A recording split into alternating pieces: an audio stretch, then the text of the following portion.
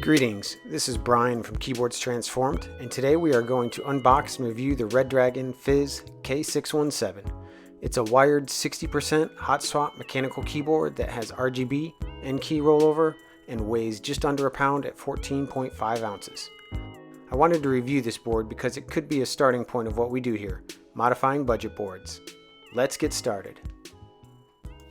We have the basic Redragon box, red and black themed. Couple stats on the keyboard inside. It was well protected. I didn't have any issues with anything inside being damaged. Had the keyboard, which was wrapped, of course, and then a couple extra switches, a keyboard and keycap puller, which are terrible. I don't recommend using those unless you need to. And it also had the right angle USB-C cable. I was initially impressed with the keyboard. It looked nice. It was nice and clean. The design of it, with the dual colors, it looked sharp. One nice feature that this keyboard has that a lot of 60% don't are the adjustable feet. Just the standard flip out one height, it's either in or out and that's it, but a lot of 60% don't have those, so that was a nice little bonus to see on here. One thing to pay attention to is that the USB-C port is recessed a little bit, so not every cable is guaranteed to work. I tried a lot of mine, only had a problem with one. I appreciated how they did the logo here. Fit into the theme instead of their red standout name, which normally looks obnoxious. And I did like how they did the secondary functions here. It's like a subdued gray, so it still fits in the colored scheme, but it's not overwhelming when you look at the keycap with all these different functions. One thing I do not like about this board is the way they implemented the arrow keys. You hold down the FN key and then WASD become the arrow keys. Which works well enough. It's common sense. Anyone who's gamed before is going to be comfortable with it, but it doesn't allow you to use arrow keys one-handed.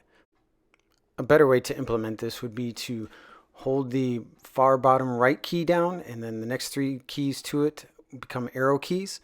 This allows you to use the arrows one-handed. I swapped some keycaps around, as you can see here, just to give you the idea of what I'm talking about. Some 60% boards that I've used before have had that, and I think it works really well. Just prefer that to this setup here where you got to use two hands for basic arrows because I use them all the time, so it messes with me. Another thing I don't like regarding the layering here is that they left off the print screen. They did the same thing on the K630, which has the same secondary functions as the K617 here.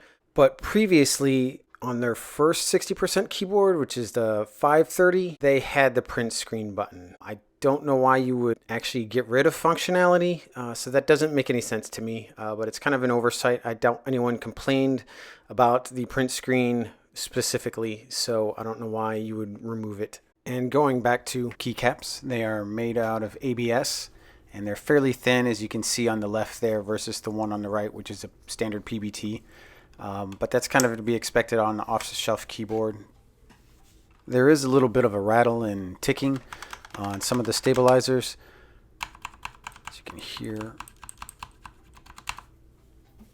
But all in all, for a stock keyboard, I was actually fairly impressed with the stabilizers. They felt really good. I think they always need modded.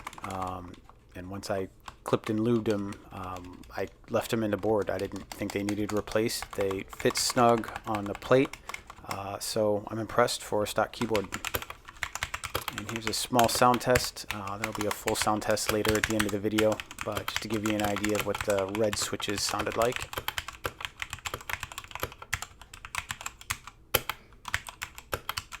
There are 20 presets for RGB. I apologize here. It actually looks a lot better in person.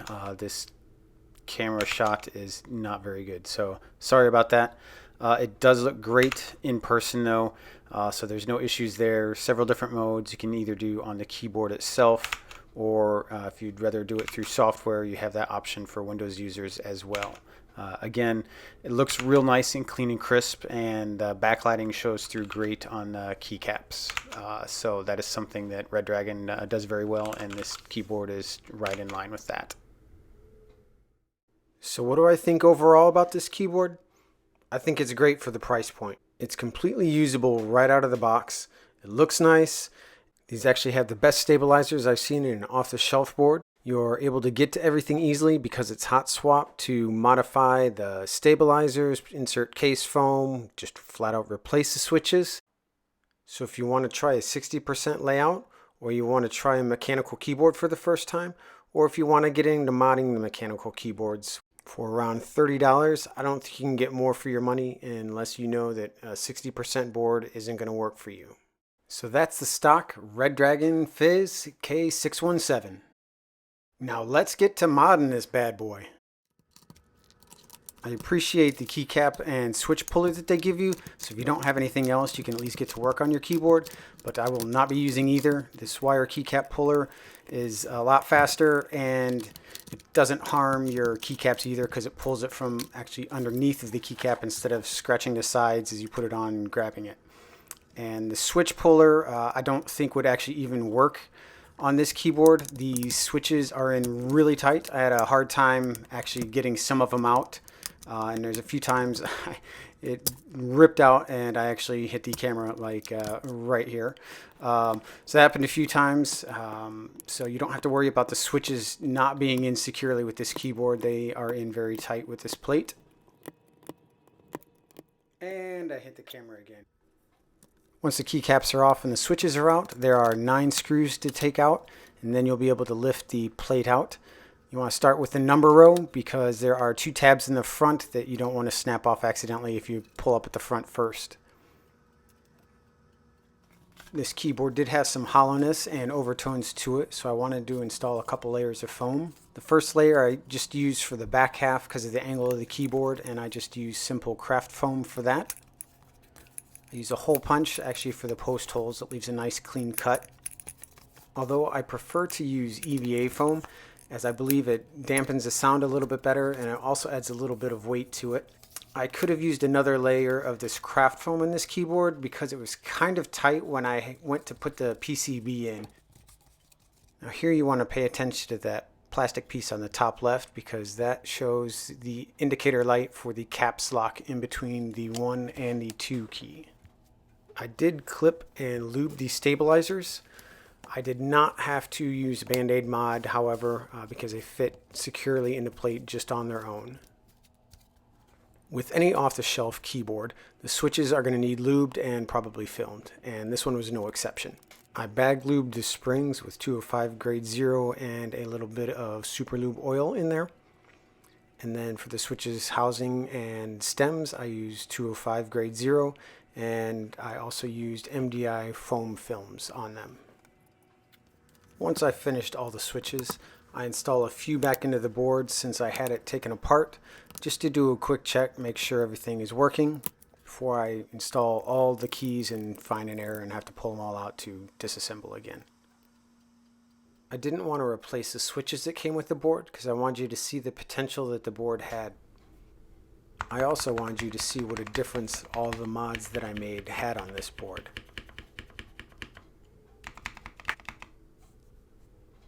Here, all the switches are lubed and filmed except for ASD.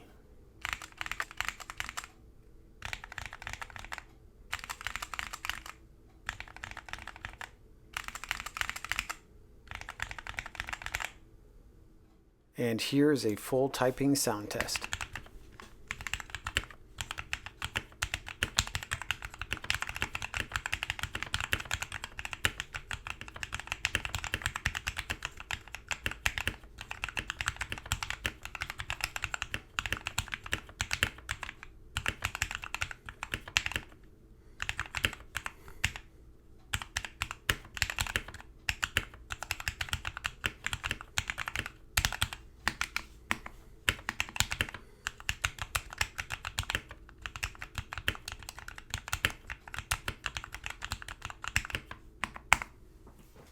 So I had to upgrade the keycap set to the die sub PBT set seen here. Hit thumbs up if you like the mods, and check out the description field for links to the Fizz K617 at either Amazon or Redragon directly. Have a good one.